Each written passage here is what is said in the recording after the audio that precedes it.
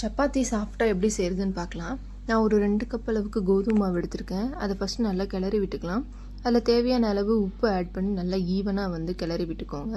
அதுக்கப்புறம் ஒரு ஸ்பூன் அளவுக்கு நெய் ஆட் பண்ணி அதையும் நல்லா மிக்ஸ் பண்ணிக்கோங்க. அதுக்கப்புறம் இதுக்கு தேவையான அளவு தண்ணிக்கு ஒன்று சுடு தண்ணி, அப்படி இல்லைன்னா பச்சை தண்ணி எது வேணாலும் ஆட் பண்ணிக்கலாம். நான் வெதுவெதுப்பான தண்ணி தான் ஆட் பண்ணிக்கிறேன். ஆட் பண்ணி நல்லா மிக்ஸ் பண்ணிக்கோங்க.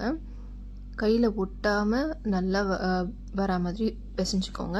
அதுக்கப்புறம் இது நீங்கள் ப்ரெஸ் பண்ணி பார்த்தீங்கன்னா உள்ளே போகணும், விரல் உள்ளே போகிற மாதிரி இருக்கும். அந்த அளவுக்கு இது ரெடி பண்ணிவிட்டு ஒரு ஈரமான துணியை போட்டு க்ளோஸ் பண்ணிக்கலாம். ஒரு 1/2 hour இல்லை 1 hour கழித்து இதை எடுத்து நல்லா இந்த மாதிரி பிசைஞ்சிக்கோங்க. ஒரு 10 minutes 5 to 10 minutes நல்லா இந்த மாதிரி பிசையணும். அதுக்கப்புறம் பிசைஞ்சிட்டு உங்களுக்கு எந்த ஷேப்புக்கு எந்தெந்த சைஸ்க்கு வேணுமோ அந்த மாதிரி இந்த மாதிரி ஒரு பால் மாதிரி ரெடி பண்ணிக்கோங்க. ஃபஸ்ட்டு இந்த மாதிரி ரெடி பண்ணி வச்சுட்டு அதுக்கப்புறமா சப்பாத்தி ரெடி பண்ணுறேன். இந்த மேக்கரில் நீங்கள் கொஞ்சமாக உதிரி மாவு ஆட் பண்ணிவிட்டு இந்த மாதிரி உருட்டிக்கோங்க.